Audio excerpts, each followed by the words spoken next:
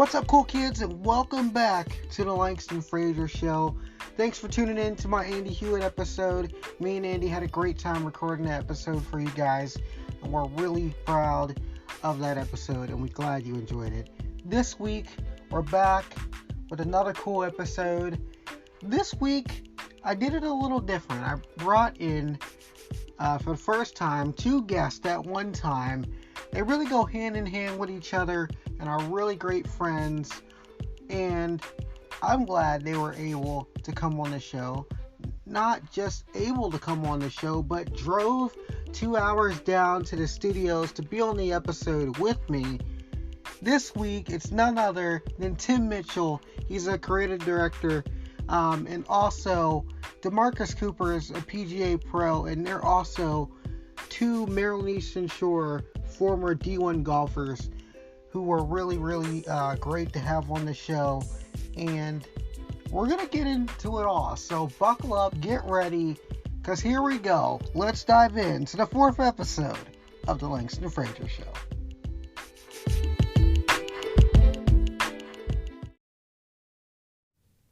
So guys, like I said in the intro, we got some great guests on the show today. Came all the way down to the studios at UMS just to join me. We got a PGA pro in Demarkis Cooper and Tim Mitchell, former UMS, Maryland Eastern Shore, I should say, golfer, is here in the studio with me today. So guys, welcome to the show. Thanks for coming back to campus to join me for the fourth episode of the Langston Frazier Show. Hey man, it's the least we can do. Hey man, I'm glad to be here for the great Lang.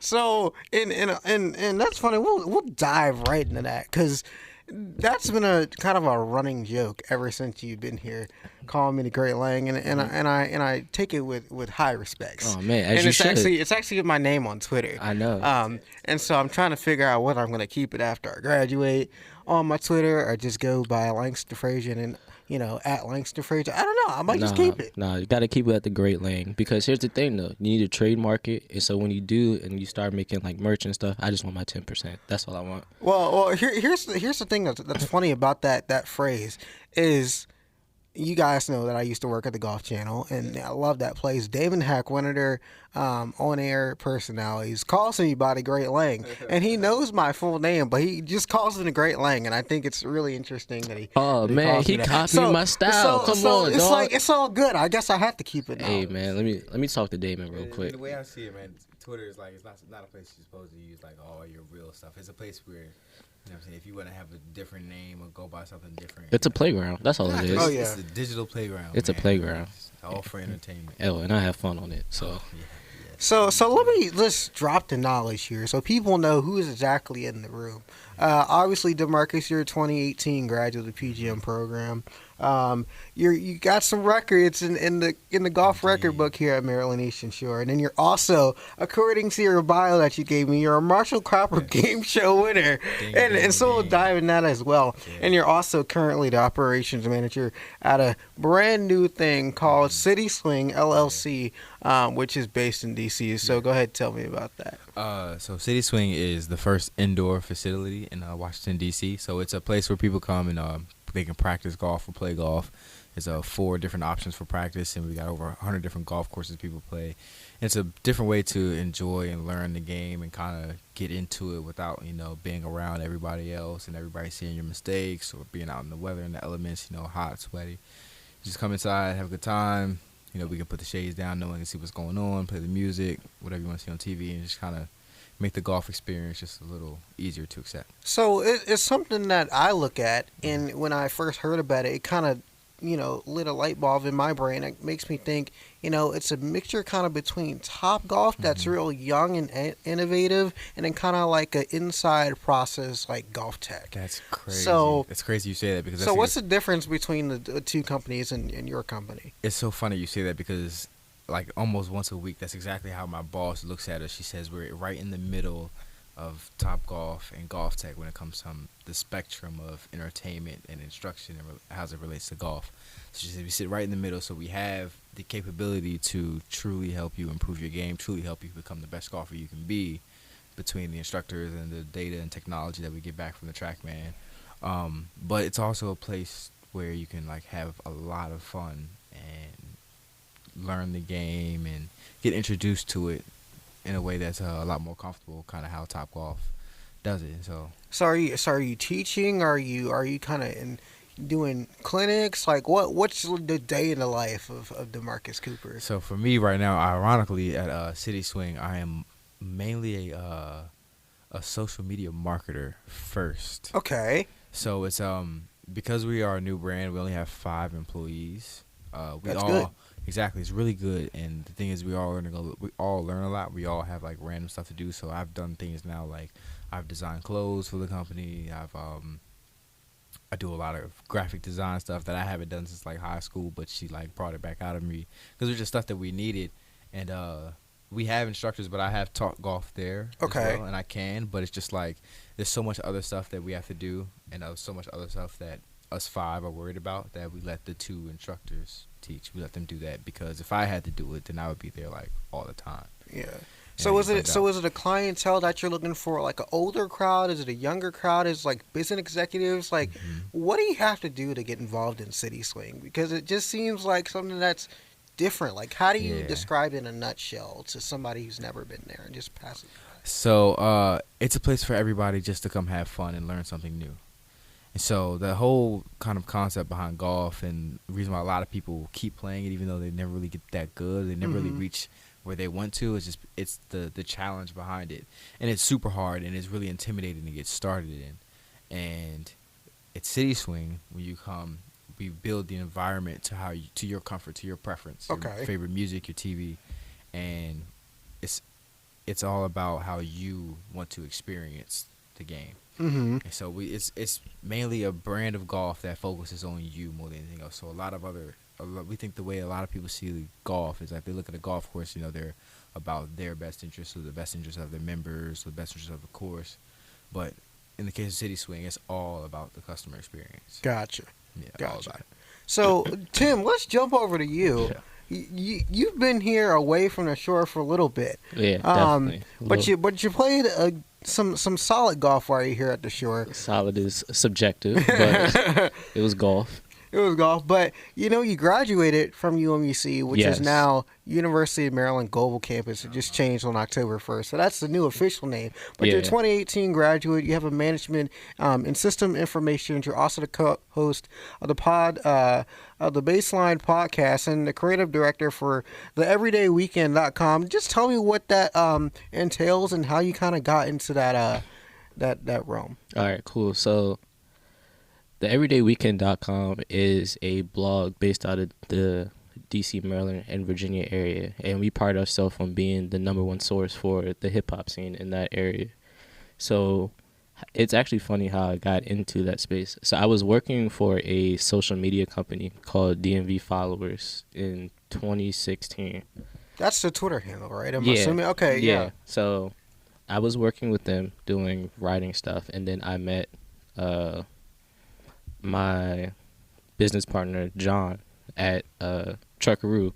Coop was actually there that day when that was a wild day, but Coop was there that day, and so we met, did everything right. And so his my other business partner Jason, since they've tried to bring younger people on at that time, because they're way older than me, they're like 33.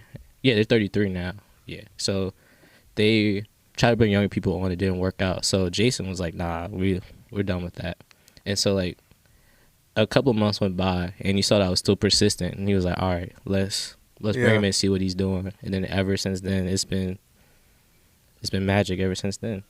So but it's dope. And we actually started our podcast in 2017. Okay. July of 2017. It's called the Baseline Podcast. And so since us being a hip hop blog and covering the scene in the DC metropolitan area, we bring on creatives in that area. You could be like artists, people who own venues. We've actually had a couple of artists that were not from the area, but they were on tour, and so they stopped by, came up through all that stuff. So it's dope to have movers and shakers in that scene, and we cool. Movers and shakers in that scene, and then just to interview them, because a lot of them are people that I looked up to when I was growing up, like DJ Money or Uncle Scooty. Like it's just dope to connect those people and hear what those stories intel and to work with those people. So it's mainly based for not only a local crowd, but more of a wide based crowd of people that are just fans of hip hop and Yeah, rap. exactly. So we actually start the show by talking about national topics, so stuff that's going on in media throughout that week, and then we then interview the artist, because if we start interviewing the artist, if you don't like the artist, you're not going to listen. Yeah. So we gain your attention by talking about what happened that week, and then we get into the artist, and then we play new music that's curated from artists locally. Okay. So Nice.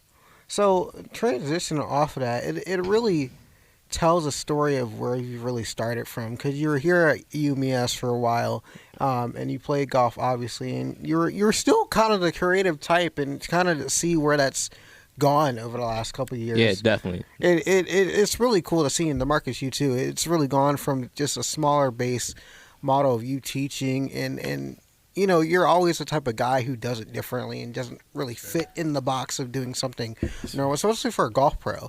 And to do something different like City Swing, I think it's pretty cool to do.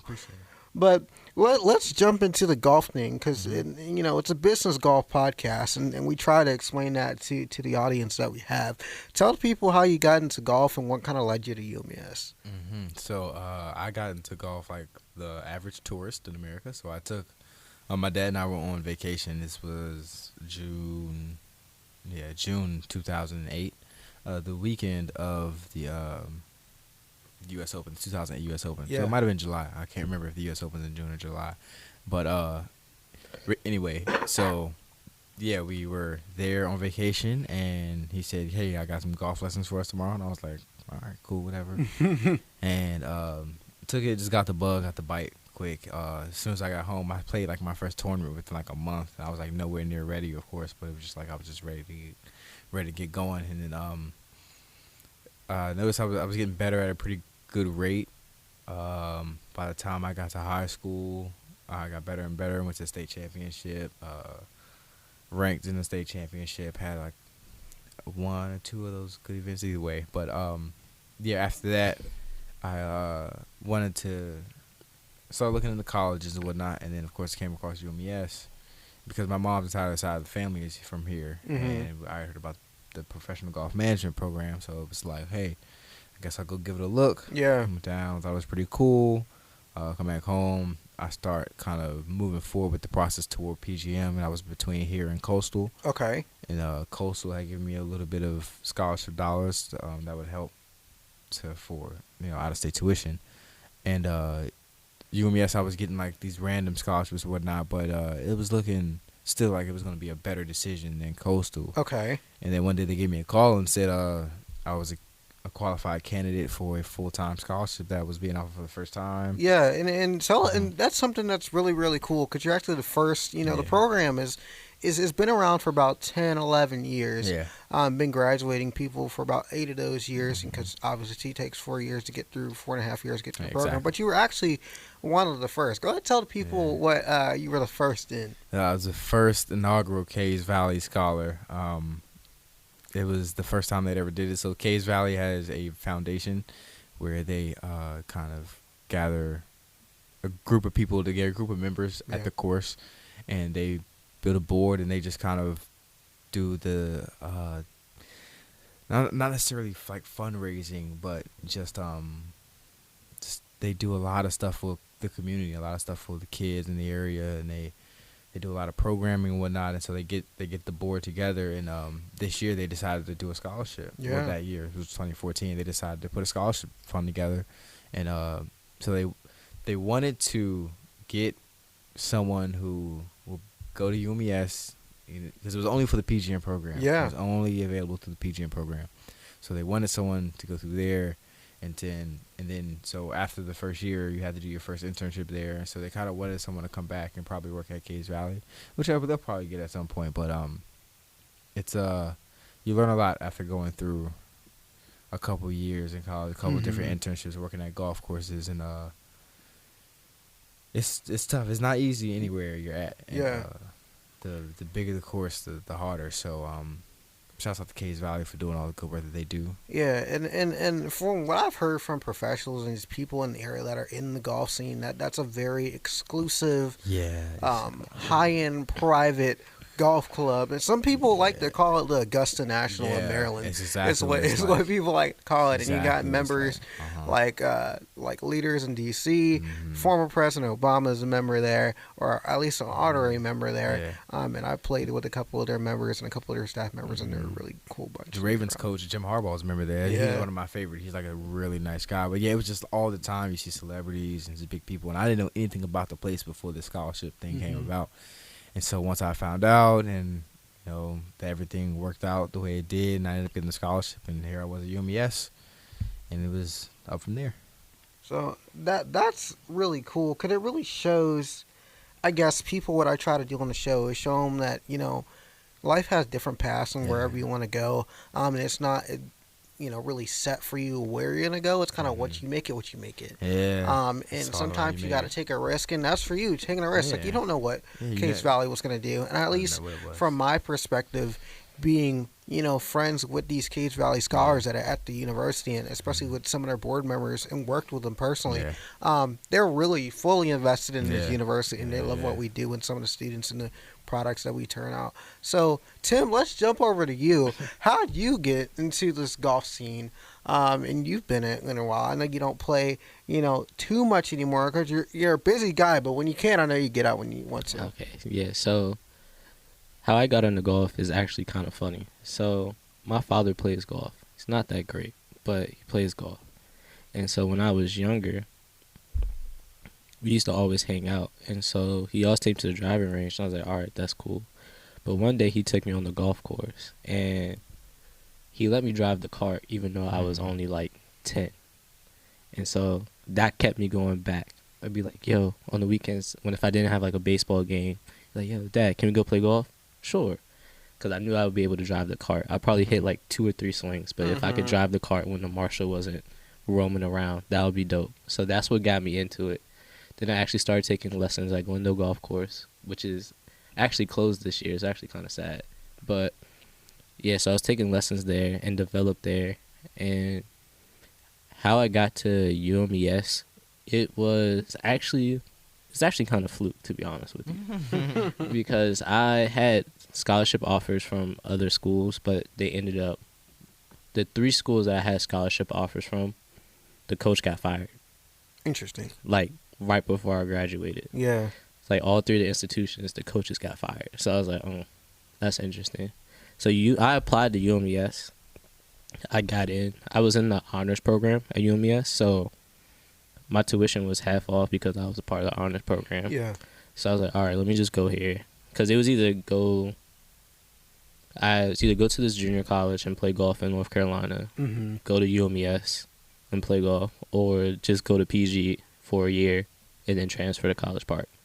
So I was like, all right, let me give this golf thing a try at UMES. And if I don't like it, I'll stop. Ended up staying here for like 2.5 years.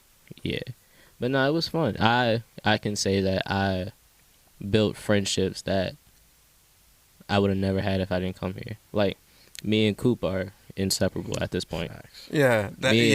You can't find one without the other people. Like, you see one, you know the other one's right behind. Yeah. And shout out to Norman Blanco. And then, like, Norman's in California right now. Yeah, Norman's doing big things. It's hard to even get on a text message with him. I talk to Norman probably once every 2 weeks, just to talk. Like, it's just the connections that I've made here.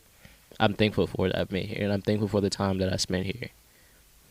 So where'd your parents go to school? That's what I'm curious to know. My dad, he started out at College Park. He wasn't the best student, so he had to take a little break. But we actually graduated from the same school. Okay, cool. Yeah, and my mom, she's from Alabama, so she went to Alabama State. Nice. And then what about your parents, Demarkis? My mother went to Bowie State for a couple of years, and she had to stop, and she ended up going to the military. Okay. She did 8 years. My dad did 20. And my mom finished her associate's degree online at Bowie back in probably like 06, 05, sometime around there. I just remember it was during the time of dial-up connection. Yeah. I remember her being on the computer. But, Yeah, so she ended up finishing her associate's degree at Bowie online, and my dad did 20 years in the Air Force. He also wasn't the best student. He wasn't about to fight it or try to force it. He was like, "You do great in the military." Yeah, yeah. exactly. This is a great plan. It's a great plan. Yeah, but education is always continuing, and, Yeah, and it like doesn't it's- necessarily have to mean you have to go to Yeah. university or college. But there's learning all around. Like golf industry, you're still learning constantly. The hip hop industry, you're always learning something. Just walk outside, you'll learn. Yeah. Like that's the. I'm gonna be real with you. I've learned more in these past 2 years than I have like moving around in the DC area than I have in all the high school and college put together. It's Yeah. just it's crazy to see how real life experience trumps classroom experience. Yeah. So, and you speak on that, and the thing that I want to know from you guys is what kind of attracted you. I know your parents both went to HBCUs, but what attracted you to come to an HBCU? I think it's really special to be around. To be honest with you, I was fighting it. Really? I was fighting it And why is that? because I just growing up when I went to private school. Mm-hmm. So I was like, all right, I'm gonna keep up with my classmates, man. They going to Harvard and what's all the Ivy League schools and everything. Yeah. And I'm like, I can't go to HBCU. I mean, like when I graduated high school, I graduated 3.9. Yeah. So I was like, all right, let's get this thing cracking. Let's go to Ivy League school. Mm-hmm. I found out really that like I was smart, but I didn't want to be that smart. I mean, Yeah. not be that smart, but it was just like the requirements to get into those schools. Even though I had good grades, I was still lacking in other areas, Yeah. and they would have weeded me out quick. So then, to be honest with you, UMES is UMES and Hampton were the only HBCUs I applied to. Yeah. Hampton was one of the schools I was going to play golf with for, but that ended quick. And UMES was just the cheaper option that I had out of the schools remaining. So I was like, all right, let's just give this a try. It's cheap. I could go play golf. And it's one of the better decisions I've made in my life. What about you, DeMarcus? Well, for me, it was more of a coming to this school was more like a big comfort level thing because, like I said, my mom is from the Eastern Shore, so a lot of her family is still here. My grandmother lives like 30 minutes away from here. I got about 5 or 6 aunts that are within an hour, cousins. Like my family's. As a matter of fact, I have a cousin who's now a police officer on this campus. Shout really? out my man. Yeah, shout out Johnny. Shout out B's. Johnny. For sure, but yeah, so it was a comfort level from the jump, and honestly, I wasn't even thinking about HBCU or PWI at that time because when I was 18, I was just like, I'll make it work wherever because, like I said, like you know, we were playing golf. Mm-hmm. Like, I was surrounded by white people every summer, like. Yeah, that's another thing summers too, that was and- very influential. Like on I was just growing like, up. I was just like, I mean, I had definitely no aversion to white people, but it wasn't necessarily comfortable, but it was like I had I was accustomed to it. It wasn't Yeah. anything strange to me. So I could have went to Harvard and I would have found a place to fit in Yeah, somehow. be fine, But, yeah. I mean, but yeah, I mean, and what I will say is black communities are growing a lot more at PWIs. They have, Yeah. like black student unions and whatnot. Like at Salisbury, even though it's a small school and a small black population, Yeah. they're all really tight and they all like know each other, and so I knew regardless of where I went, I would But you gonna be good. get relationships. You know what I mean? I knew what happened regardless. Why did you pick a HBCU, Langston? Well, that for me, it was always kind of a first option. I know I've always wanted to come to an HBCU. I only applied to one PWI, and the other two, I applied. I applied to Bowie State and I applied to Lincoln University. I obviously applied here. Both my parents went to HBCUs. They went to the real HU, Hampton University. And my stepdad attended Howard, so it's an awkward household. And I've always wanted an HBCU experience. Going turmoil. going to Hampton homecomings and going to watch the Pirates play some football. Oh, you went to Hampton homecomings? Yeah, not this year, but I've been to too many of them. I've always In had your collegiate days? my freshman year is the last time I went. But He when wasn't I was drinking younger, yet. it was like, Dad's weekend, we're going to homecoming. Okay, get in the car, let's go. And, you go and you see all the family, because a lot of my family is from Hampton, Virginia. Well, for 7 cities. Yeah. So, it's a good time. And, the band was there and the football was there, and just that culture of just like family and just like being proud to be black and African American and smart and educated. That's what I wanted. And, obviously, I really didn't want to apply to Hampton because, I love it. I think school's great. I think the president's great. A lot of my family members know the president, President Harvey.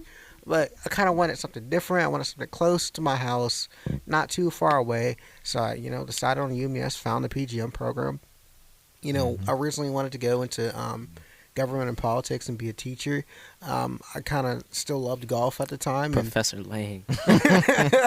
Still wanted to get into the teaching side of the industry, and realized I was golf and teaching in the PGM program. And so, landed here and haven't regretted a minute I've been here. It's been a ride. It's weird that it's almost coming to an end. I'm almost halfway out the door. Oh, when you finish, Lane? I'm supposed to be done in May. Fingers crossed, no problems. But passed halfway out the door, man. Like, so oh, man. It's weird. You reaching for the doorknob. It's weird because I was at my high school on Wednesday, just stopping by, because I just happened to be in the area, and so some of my teachers are still there, and I stopped by, and they're like, "Oh, what year are you?" I'm like, "A senior." "When you graduating?" "May." They're like, "What?" And the security guard, he's been there 20-something years. He's been there. He's seen everybody. And he was like, "You realize you walked out of this high school graduating 5 years ago?" And it's like, and I still look like a high schooler. So I, big old visitor's pass slapped on my chest. I was walking around Bowie High School, proud as hell to be looking there. like a student. Yeah. And he was like, "Yeah, you graduated 5 years ago." I was like, "Yeah, that's kind of crazy." And students were asking me, like, how was your time here? You graduated in 2014? 15. So we're pushing 5 I was going to years. say, Lane, you graduated when we did? That's crazy. Yeah. But it's been crazy. I went back there and I enjoyed my time there. But that's kind of why I chose an HBCU, and I don't regret it. I encourage it and wish more people kind of saw the value in an HBCU. But yeah, I've enjoyed it. So let's switch over real quick to this collegiate golf scene. It's something that you guys have both experienced, and you guys have played quite a few rounds with the Shore. Tell me about your time being on the golf team and kind of how it shaped you today, and some of the the friendships that you guys have now. The golf team, the Marshall Cropper Game Show. First off, yeah, let's jump into that, because that's I've never heard. I've been around Marshall Cropper quite a bit because I actually manage the golf teams now. You manage the golf team? Yeah, I'm their SID. You're their rival? Yeah, I'm their SID. So I do all their stats and their schedules and pictures. What is SID? Sports information director. But gotcha. I'm more of an assistant because obviously there's a director, so I work under somebody. But I mean, that's fine. Yeah, you travel with them. I haven't, because this semester is kind of crazy, but I'm supposed to in the spring, so I will be going on a couple trips. Hey, that's lit. So yeah, He's Derek. For the golf team. He's Derek. Like specifically for the golf team. But it's cool. But Derek is at Howard. I'm sorry to cut you off. I saw him. He moves up. He's moving up.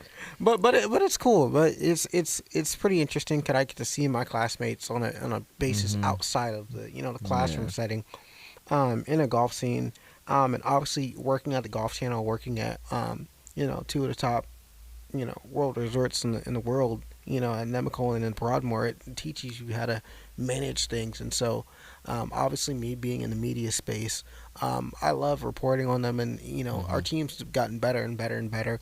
Obviously, we have a brand new women's coach, Billy Dillon, who you guys both know, who's taken over the team. And so it's been good. And just getting to, build upon my media skills and my writing skills. Yeah, because this is practice for you. Yeah, definitely. And I really enjoy it, and it's a way to keep me involved in the university and with athletics and all of it. But tell me about your experience with the golf team. So we came in at a very interesting time. So we came in right after Mike Viverka left. Shout out to Viverka, still the guy around here in my opinion. But we came in right after Viverka, and Marshall Cropper still had some old ways in that weren't there by the time I was done. Yeah. But, man, he's gotten soft, dog. Oh, he's gotten so soft. But yeah, so when we were there, he was very strict. There was a lot of there was a no tolerance type of place. Yeah.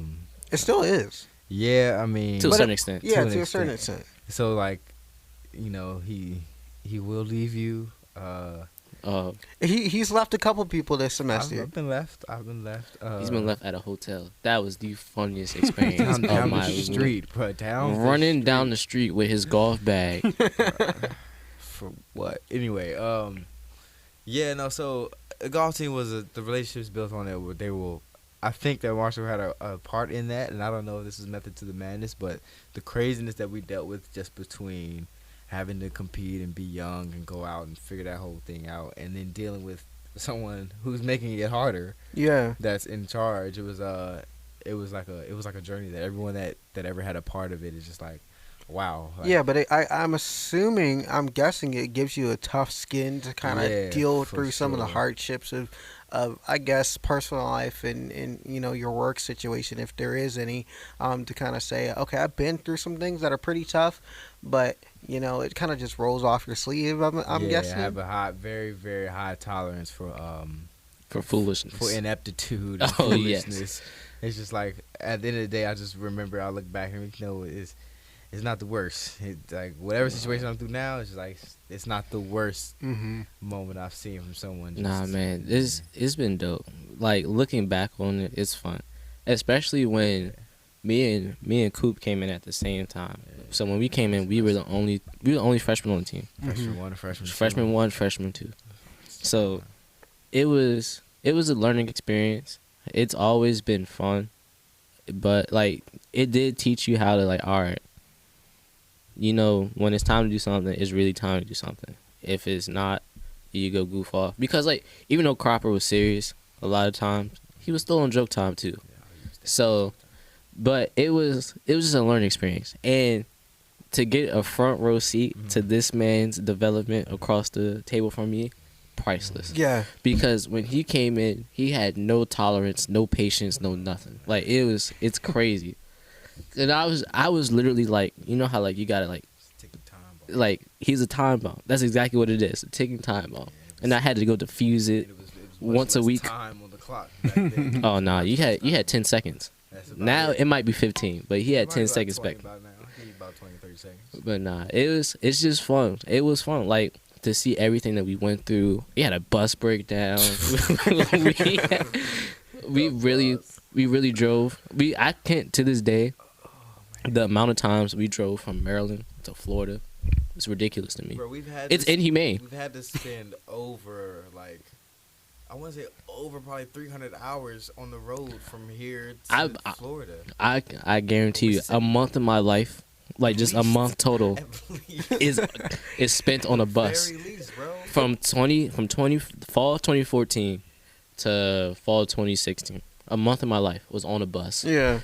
Playing the Cropper game show. But I lost. I lost the game show. Oh God. I lost. I was one of the few. You're the only one to win. Viverka won. He was there. He was a day one too. Yeah, he was a first semester. Is Lee the next champion?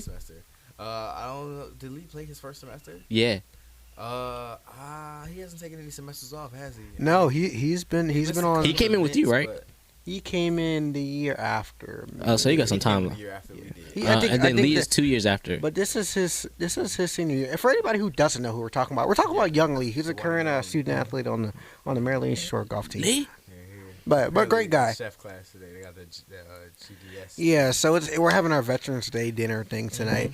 And so is it free? I'm not sure. We might roll up and see if we can get. I should have bought that. Why did I not bring that? Oh my! You know where it's at too. I actually used that like to get into somewhere for free. Like I haven't been a student in like 2 years. But hey, we might be able to slide through the family dinner tonight at like 9:00. I don't know. We might get lucky. Hey, make it happen. But yeah, the golf team is something really interesting that a lot of people don't get to experience. Go ahead. So, like, from your perspective, what? Because you've been around us as a team. Granted, you came in a year after, so you stood there you were there when we won. Yeah. Yeah. So you were there when we won. So do you see the difference? What's the difference between the golf team now and the golf team when we were on it? I would think the difference is, I think as far as the people that are on the golf team, they're all great people. Don't get me wrong about that. And the golf skills are there. It's just the dedication in the past has been really, really solid.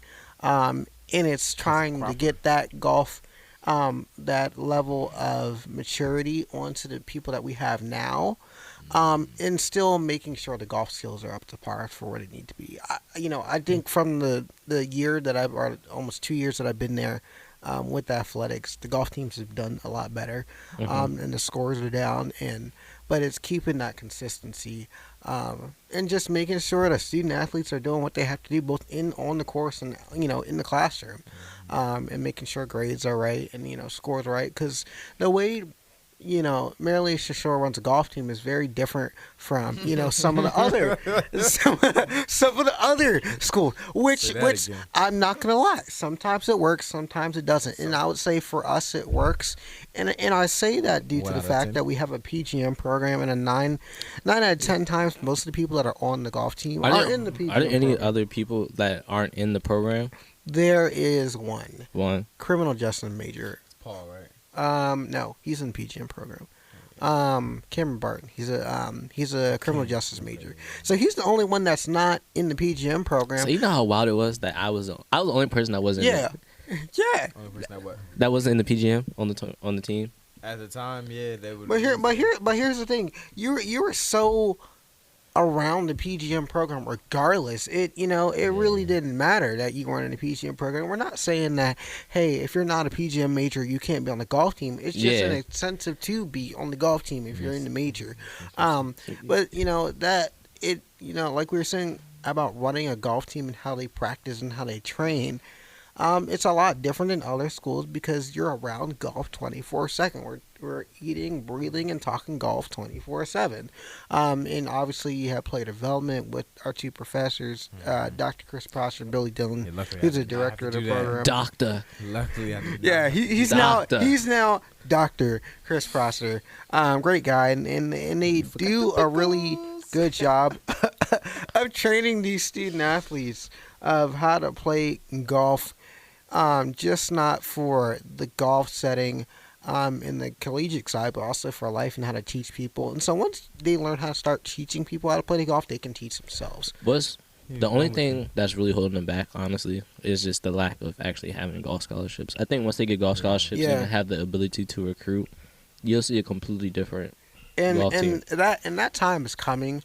I've talked to the athletic director, and he's hinted that times are going to be changing pretty soon, and that's good for university and good for the athletic department. Definitely. So I'm not going to speak on too much of what he said because that's his role and his wheelhouse. I just want to put this one thing out there. We have been hearing that same exact statement probably for the last 4 years. Oh yeah, since we. I'm still waiting on mine. I would say I think we're closer to it now than we ever have been. I'd hope so. And at least with the PGM program, kind of in good standing right now, and Billy Dillon, who's taken over the head coaching role for the women's team, we can really use it as a recruiting tool for the PGM program. Because I love the PGM program. I love the golf teams. Is Miss Tempe still here? Miss Tempe is still here. Oh, she's man. still here. Where's she gonna go? we might have to jump off this podcast and go ahead and say hello to her. After this. I'm definitely going over there after this. I gotta go say hi to Miss Tempe. Hopefully she doesn't leave early today. Oh, send that text, Lang. I know you got some pull. Yeah. So but can I ask you about your golf channel experience? Yeah. So I want to know what when you found out that you were going to the golf channel, what was your one goal that you had to do while you were there? Because I know you went there for 2 years, right? Yeah, I've been fortunate enough to go there 2 times, and it's everything that I ever wanted in an internship. Obviously, we're all fans of golf, and me, of most people, I watch golf a lot. You wanted to be up at 2 a.m. in the morning to go politics to work? That was my next question. That was my next question. But here's the thing. You don't realize how much work goes on to producing and making a show. Because a lot of people don't realize is people think that show is made in the evening. Obviously what happens in the evening? They're playing golf in the evening and in the afternoon, so we can't build a show. So that show was basically built at 2 o'clock in the morning. And it's everything that I ever wanted. I've gotten to do 2 reels. I saw that. In the original, the secondary studio, I should say, of Morning Drive, which is their current home in Studio AP, and then I've done it in Studio A, which is actually the original studio of Golf Channel, which has been around for 25 years, going on 25 years. You know what's crazy though? Like how the whole format of Morning Drive just like switched. Because remember, it was just, I haven't watched it in forever. But it was just two guys. It was more like a radio show when it first started. Yeah. And so now it's like a whole bunch of commentators and doing Really? stuff. Yeah. Oh, So that's they Morning have- Drive now? I've seen that. I didn't know that They was have Morning John Drive. the Coachman is on there. They got Coachman? Coachman is on there. I thought he was just doing World Long Drive. No, they got him on Morning Drive. So he's a great guy to work with. Do you know how wild? So you met Coachman? Yes. I met him multiple times. You know what's crazy? To see Coachman go from the WWE and getting like Stone Cold Stunted into to be on the Golf Channel was crazy. But it's great having his perspective because he can really cross the terms between athletes, between wrestling and golf, which is really fun to see. And he's just a really down-to-earth, fun guy, and just being in the studio with him and getting to work with him. That's crazy. I'm about to work at Golf Channel. I gotta meet Coachman. Bro, I wish. But being in that building today. and But I ain't waking up at 2 a.m. Dead. But here's the thing. I had the perk of going to work about 2:30 every morning. Yeah, you'd be off at like 9 a.m. Yeah, be done. You get off the air at 9 a.m. You gotta go to sleep at 6. by 11 a.m. you're done. And then obviously in the summer you got that about an hour and a half of window of rain that's gonna happen. Yeah. After that, you're playing golf. So it rain every day down there for real? Florida, yes. During the summer, yeah. Florida, yes. About every day. Just random here's the sprinkles. course. The courses are built down there to drain really easily. So it'll rain for 45, 15 minutes, something between that range, and you're playing golf again. Yeah. But yeah, that It looks experience at terrible golf for like that fields- 1 hour. It looks like a monsoon is there, and then the sun comes back out. Yeah. Like nothing happened. No, like nothing happened. Every day in Florida, bro. But working at the golf channel is Going to work at absolutely 2 a.m. incredible. is dead. Yeah, But bro. it's really not that bad. You know what's You wild? get used to it. If it's something you want to do, it's not. But It's guess it's what? not really But bad. During the middle of summer in Orlando, Yeah. I-4 traffic is incredible. You can't go anywhere because it's just Can Disney imagine. and Universal parking the Oh, whole yeah. time. And you go into work at 2 a.m. in the morning, and No the speed traffic. limit down there on our highway is like it's about 70. Yeah, it's about 70, And yeah. you'll be there 20 minutes. You know what's I wild? know. I drove all the way to Miami. Yeah, that's true. But like, it's just crazy to me because I used to get up at like 6, right? And I see Langston Frazier on my Snapchat. And look at the 4 hours timestamp. ago. 4 hours ago. And this man is over here diligently Walking into the at golf. the Keurig. I'm like, yo, what's going on? At the You know we love a curious. Boot up. Boot up. So what time did you have? You had to be there at like 2:00. And Yeah, the so show's we roll would call. do. So I don't want to give too much away because obviously that's the secret of confidential, television. yeah. So getting about 2 a.m. we prep the show, couple meetings, and by the time 6:30 rolls around, we're walking in the studio, and let me tell you, people will say it looks really fun to work in television. Yes, it's really fun to work in television. I would The never do stories that. you get to tell, but it's that studio, and most people don't realize that studio is freezing cold. It's cold. Really? Let me let you I know. heard- Let me let I you heard know a it was. secret. Every professional building is freezing cold. Yeah. Oh yeah, They don't but just stay here's long. the thing, and the funny part about it is you go, obviously get there about 2:30 in the morning. And you're there about 7 a.m. when everybody 8 a.m. starts rolling in. Here comes the air conditioning. That thing kicks on and it is cold. Yeah. So if you ever get the chance to go to the Golf Channel studios in Orlando, make sure you bring a sweater. Oh yeah, Yeah. I'm be like, yo, Langston Frazier? Like, yeah. that's my guy. That's my But that guy. was a fun experience. I loved that. I've gotten to work on Morning Drive and Golf Central. Worked a couple majors but it's How long was your average day? Was it like a normal 8-hour day, or were you there? It really depends on what show I was working on. Let's say for a major, obviously I got to do the U.S. Open, or not the U.S. Open. I did that. That was just when I got there. But the main major that Golf Channel owns the rights to is the Open. And that day, The British one? Yeah. the Open, Oh, it's called the Open. the Open. So why? All right, never mind. We'll talk off. The Open. But yeah, so I had the chance to work that major, and it really works because there's a time difference here, and people have to see, it's live television, so we're on the air all the time. And you start the day typically, for me, for a Golf Central regular show day coming about noon. For those shows, you're coming in about 9 a.m. So Morning Drive is still on the air at 7 o'clock. So you're actually there when they're there. But, it's two different departments. But it's just a normal day, and you're prepping for a major, and you're preparing to be on the air instead of Golf Central, which is a normal hour television show. You're getting ready to be on the air for 3 or 4 hours. That's crazy. But it's great. It's great. Crazy. Looks fun. Absolutely loved it. Nah, man. So what's next for Langston Frazier? What's next for me? So I'm trying to wrap up school. Obviously you guys know I'm producing 2 podcasts. Like this podcast, the Langston Frazier Show, and the brand new podcast that started with one of our SIDs called Talk of the Shore, which is basically getting a deeper dive into the people behind athletics and our student athletes on campus. So we started that show. I'm producing Hawk Talk, which is our coaches show. Oh yeah, I forgot campus. all about Hawk Talk. So we're in our 3rd season of that show. That's going really well. And obviously just managing the golf teams and getting ready for basketball season, because basketball season is just starting around. So we're getting into that. What high level recruits we got this year? So we got a brand new coach, and I was very fortunate. Oh, we got a new coach? Yeah, his name is Jason Crafton. Bobby Gone? Former one of the assistants on the G League of the 76ers. Oh, okay. And so he's a great guy. I was actually fortunate enough to be on the search committee to help hire him. And he's a really cool guy, and he's super young and whatnot. But yeah, we lost to Salisbury in our first game in a buzzer beater. What? In a buzzer beater. It was very close. What? We just got in foul trouble late. Dog. I think the final score was Salisbury's D3. Yeah.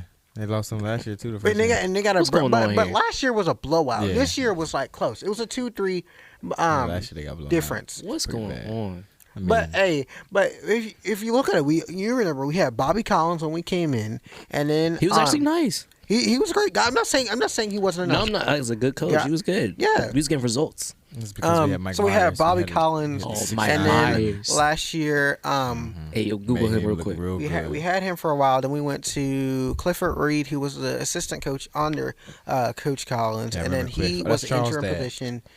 And then we Just for went the to outside. The OC, not the AC. we went to Jason Crafton, and he's in his first season. And so, yeah, you got basically 3 regimes stuck in one coach, and some transfer and some graduate and whatnot. So it's just, you got to work out the kinks. And, obviously our women's team, Fred Batchelor's been here 16 years, and he just came off. He a dog. He just a came dog. off a real They great used to be in the season. gym with us, remember? Yeah. losing the MEAC in the semifinals last year, losing for his senior starters. And so, yeah, it's just rebuilding. And I think athletics are in a great place right now. The women's coach is really good. Like, they're that's wild. But the women's coach is really good. Like, so my sister plays basketball for FAMU. Yeah. So it's just weird seeing, like, because my sister was, like, starting everything. And to watch, like, how, like, their guard play is so great. And just, like, shut them down. And it's, like, it's crazy. Who, UMS? Yeah, UMS guard plays just But it's always a cool time to be around athletics and sports. I think it's where it's going at right now. I think, with athletics, we're in a good spot. We got some great teams and some great coaches, and obviously some great student athletes. And what people don't realize about athletics, it's really about building the character of a person, just outside the sports realm, but as well as academics, because that's what we're here to do first. Playing sports and all that is great, but we're here to get an education, and that's first and foremost. First and foremost, and then after that, we can win a couple games, but it's all good. But we've been on here for a hot minute, and I've really enjoyed it. So I really want to wrap up. It's the first time I've actually gotten to do this, and I want to do this with my guests going forward, so you guys can kind of be my test dummies, if I would like to say. It's something that I kind of picked up from another podcast I like. But we're gonna do a quick 6 here, and I'm gonna give me some questions here, and I want you to give your answers. And they're obviously golf related questions. What podcast you get this from? You listen to Golf DMV? I'm not gonna tell you where I got it from because they did the same thing with us. But I'm gonna give you a quick 6. You good? Of people you can hear yourself to go through. I can't hear you. But here we. Nah. Oh gosh, that's not good. But anyway, we're gonna go through it and see if we can get it done. All right. First question: best round of golf. Where was it? It was at Andrews Air Force Base. Shot 68. I've done it twice in the same course, West Course. West. Yeah. Shot RP to West Course. What about you? Glendale Golf Course. I shot 70. I missed a 5-foot putt to shoot 69 and cried my eyes out. But let me tell you, rest in peace. It's a great golf course, Glendale Golf Course. That used to be. Did you hear how they went out? Did you hear how they went out? No, I didn't. So, the last day they had like people come with bagpipes and like members and stuff. They all like the last group on 18. They like laid the flag down. People was out there crying. They played the bagpipes. And as the sun set, I wasn't there. I was so mad. I didn't know they were gonna do it like that. I didn't know they were gonna do it. And I didn't know that was a thing. Nobody told me they were gonna do it big like that too. I went that weekend, the closing weekend. I played. Me too. They closed on a Monday. I played on that Sunday. Yeah, so I played that Saturday. Yeah, I played that Saturday with my coworker. Yeah, but that's a course that's really been, I guess, influential and you know, a big part of people in the DMV area. It's legendary. That's where I learned how to play golf. And Christian too. Yeah, so, Big Tan, he on the way up. Man, Christian's an interesting guy. Christian Owens, one of the former student athletes here. Yeah. He's also a PGA professional out in Virginia. No, he's out in Maryland. He's out in the Cannon Club. What used to be formerly known as Old South. Okay. Now the Cannon Club. Yeah, so he's out there. He's that guy over there for sure. Shout out to Christian. So what's your favorite track that you ever played? Favorite track I ever played. You don't have to have your best score there. Druid Hills Golf Club in Atlanta. This is of course I worked there last year. I played it a lot, and to this day, it's still my favorite to play, to look at, to be on. It's just like it is the utmost golf experience, best golf experience. So what about you? Tobacco Road. Tobacco Road. How does that sound so familiar? It's in North Carolina. Okay. It's the craziest golf course ever. It's like mini golf, but 18 holes of real golf. I played a course like that. I don't like crazy golf courses. I don't like them. I lose too many balls. Conservative. It is before I got I played it before I got really good, and I shot 80. And I was I was this close to breaking 70, and breaking 80. I never broke 80 before. You thought you was and the best. I was striking it. I was making putts. I said, "What am I doing?" I was out of body experience. So, Demarkis, let's go back to you because we know Tim's going to be hot a minute to think about this. Okay. But what's in your bag? What's in your golf bag right now? What are you playing? So I've got I got a Tailgate M5 driver. My 3-wood is by a company named 14. It's a foreign company from out of Japan. That's the best 3-wood I've ever hit in my life. Yeah, it's pretty cool. A lot of people like it. I have a Mizuno High Launch 3-iron that I've had since I first started playing golf. A set of MP64 irons, 4-iron through pitching wedge.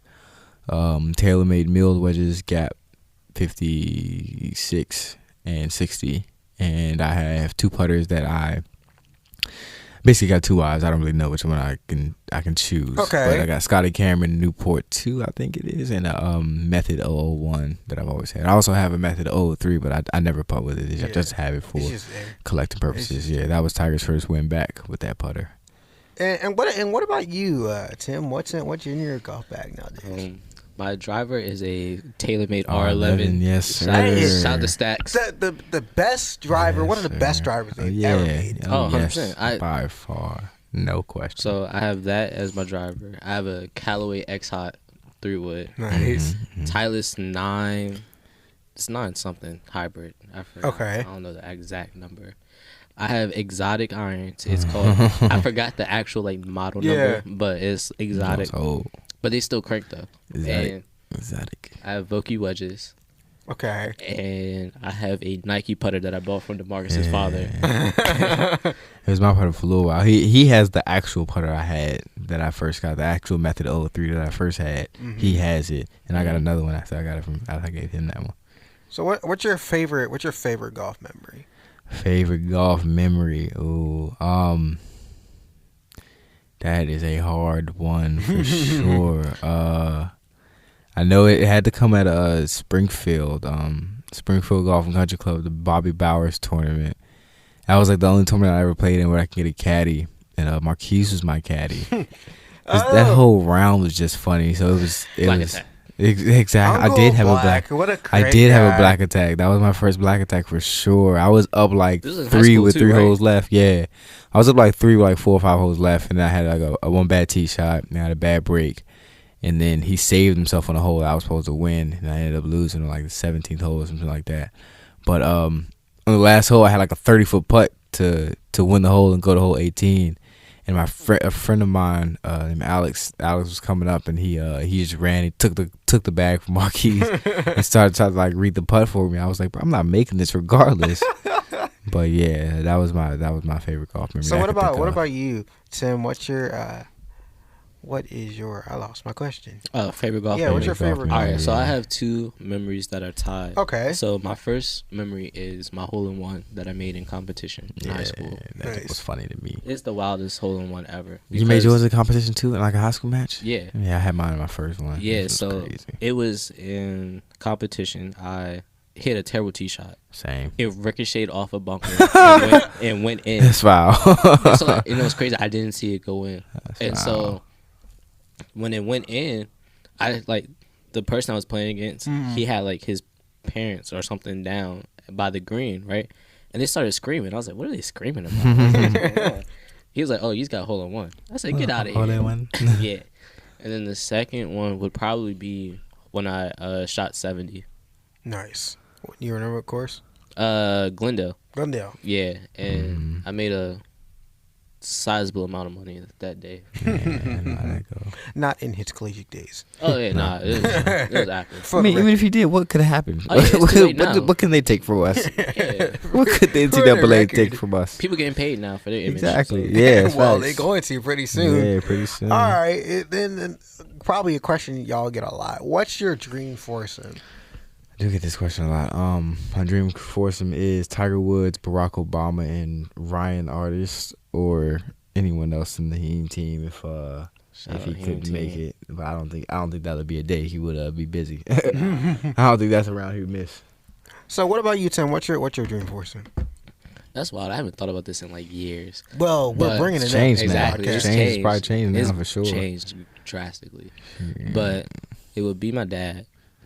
It would be my dad. It would be Tiger, and then it would probably be either Brooks or what's my man with the hair from the European tour? Oh, Tommy Fleetwood.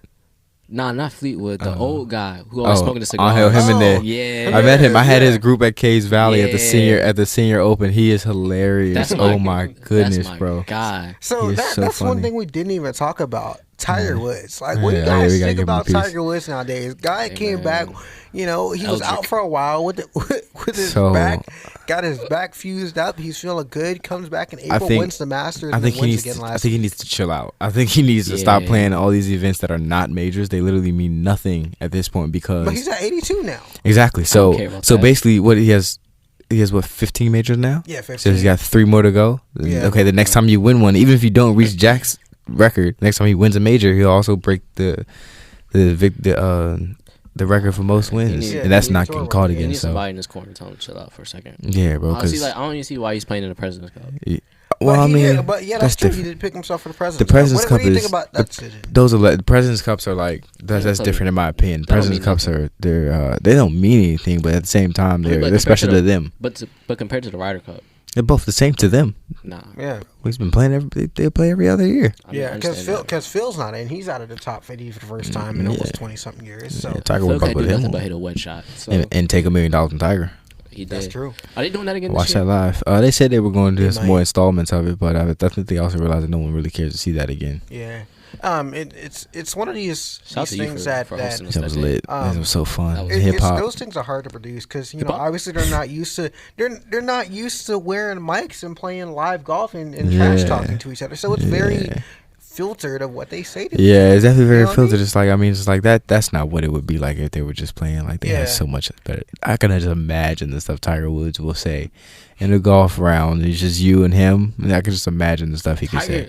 Oh, I can't cuss on him. Yeah, I've read a couple books about like Tiger and whatnot. He has way more personality than he shows. Of course, then he can show because of course you know how the media is when you're a celebrity. But Tiger's got some personality that would be very funny. It's very, very funny. I already know, but I'm very happy for him. Very, very happy that he is. I think he's always good for the game. And outside of the game, we're just for like my own inspiration. Just seeing him come back so many times after time, and now for it to culminate back for him being a champion. And at the point when he won the Masters, the way he looked that week and the weeks before and leading up to it, I'm like, he is like almost the best one ever again. Yeah. So and here's the thing. Out right now. Obviously, he's going to play in the President's Cup team. Mm-hmm. And then let's fast forward past the Ryder Cup last year at Whistling Straits. One of the things that we've never had the chance to think about since 2016 is having golf in the Olympics. Is he making the Olympics team? Yes. And does he place? What's his rank right now in the world? He is sixth after his Zozo championship win. Okay, so easily. wasn't the qual? You just gotta be in like the top 10, I think it's top. I think it is top. or you 10. just gotta be like the top. No, top 15 in the world. From top 15 in the world, and it separates by country. Yeah, I was about to say, don't you just gotta be like the top 2 ranked in your country? Yeah. I mean, it's gonna be tough. But I think he gets it. It's gonna be tough. He's Brooks, I it's can't. a goal of his. Brooks is a tank though, but Brooks, then he's Brooks is best out right now. I mean, Brooks, simple. Brooks is my guy. Brooks, and then who else like? Roy's Dustin playing Johnson. well. Yeah, but- Johnson's kind of off right now. Until Roy wins another major, he's not. I don't got He's faith in not. Roy. He's I don't got- But not he's back one in of my the mind. longest drivers to golf ball. I don't right care It means about nothing that. at this point in You the game. can't. You drive for show. Trust me, I would know. I hit the ball a long This way. man- So I can, But here's the thing, though. Still have I a don't- burger 70 in a minute. Dustin Johnson, I want him to be great again, but I don't know. Jordan Spieth, I have absolutely no faith in whatsoever. Wow. Yeah, over for him. After him just going on a tear like 3-4 years ago. Really? No. And you see what happened when the tear. And he has not been the same since he took that crater at hole 12 at Augusta National. He has not been the same. Never been the same. We were in the calf when that happened, wasn't No, it? I was on the way back from Baywood Greens tournament. I think we had a PGA tournament. I was on the way back from that, and I was looking at it on my phone. And then we met. And in I the was calf. like, yeah, exactly. We met in the calf when I got back. Yeah. I was looking at my phone. I was like, my phone's glitching. And I looked at like the diagram of how he went. And I was like, something's This wrong. ain't- Something's this is wrong. not Something right, wrong with yeah. my phone. So I get up there and I get to the calf and I see it and I see, ooh, it's Danny Willett won that year, right? yeah. Yeah, I think Yeah, so. that's the year Willett He ended up lost winning. to somebody named I was- Danny I Willett. was like, dog. who is this? Who is He's Danny done. Willett? Who's else? Yeah, he's Who's done cool, else? bro. Who else is like from America that can actually make the team though? Don't give me DeChambeau. He's not good. Reed might be Reed, good. no. Let's see. Let's I hate pull it up Patrick here. Reed. Patrick Reed is a my joke. least favorite. He's PGA Tour an player. interesting guy. He's a joke. Least favorite PGA Tour Who player, else? for sure. Finau, no. Actually, I mean, Finau's trajecting to be good next year. Yeah. Finau, no. All right. Let's see. Let's pull up the golf rankings. never here. know, Let's man. pull up the standings and see what it's at right now. Yeah. Because it's looking like Tiger might sneak into that 2 spot because Brooks got. If America does not send Brooks, nah. All right, so right now we have in the top 10, Brooks, Roy, Dustin Johnson, JT, John Rahm, Ooh, I Patrick forgot all about him. Cantlay, Mr. Justin Rose, Francesco Marinari, Paul Casey, and Adam Scott right now are in. Hold on. Can you run through that again one more time? Yeah, Brooks. We have Roy in second, Justin Donson, JT is in fourth, John Rahm, Patrick Cantlay. Patrick Cantlay is in the top 10. He's number 6. Just from the the US. Kevin Na formula. Just keep playing every day. Gonna Get- keep getting points. Get out of here. And then you had Justin Rose, Molinari in 8th, Paul Casey, and to round it out, you got Adam Scott. Shout out to Paul Casey for getting back into the top 10. He's So funny. he's been playing like consistent. It hasn't been great, but it's just been consistent. If Paul Casey could come back, Luke Donald's going to make a comeback. Well, he's speaking it into existence, folks. We'll see. We'll see what happens. Hey man, We'll see it's, what all, happens. it's all about if is Luke Donald on the President's Cup team? Nah. No. I mean, he's from England, so he can't be. Oh yeah, good point. Yeah, Good point. It's that's a Australia. weird one. But we'll wrap it up here, and we'll say this, guys. It's been a pleasure having you on. If you don't know where to follow these cool people, you can follow them on social media. Follow Demarkis. Go ahead and plug your socials because you know the people like to connect with people. Definitely at Coop Doe DOE. So COOPDOE. That's my handle on everything. And where can Demarkis they- Cooper on Facebook. And where can they find you? You can follow me on Instagram and Twitter at Young Mitchell with an underscore at the end. You can also follow the Everyday Weekend at the Everyday Weekend. On Oh yeah, all- also follow City Swing too on Instagram. Yeah. So follow all of them. They're all yeah, great. and be sure to go to the everydayweekend.com. For sure. Always plugging. I Oh, love it. I love it. 100%. But guys, it's Demarkis Cooper. operations manager at City Swing, proud PGA professional. For sure. And then you got Tim Mitchell over here, having podcasts on the Everyday Podcast, every weekend. Everyday weekend podcast. Are we live? And Are we live? He's always live. I am. And make sure you tune into that podcast. Hopefully one day I'll be good enough to make it on this show. Hey man, Langston, Langston, please come on my podcast, please, because Most this definitely. is a very professional podcast. Always. We are off the Quiet, rails on the baseline podcast. Oh yeah, no, Hey, nothing wrong about that, though. They are way off the rails on. You know what's I've wild? listened to a few episodes. Oh, You know what's man. wild? Very often. I'm not even y'all. I kind of look wild in this setting. I'm not even a wild one, dog. Like, No. He's Oh, tamed. He's Yeah, very yeah, tamed. this is- But guys, it's been a pleasure. I will do it again sometime. by all means. And yeah, thanks for coming back. Oh man, anytime.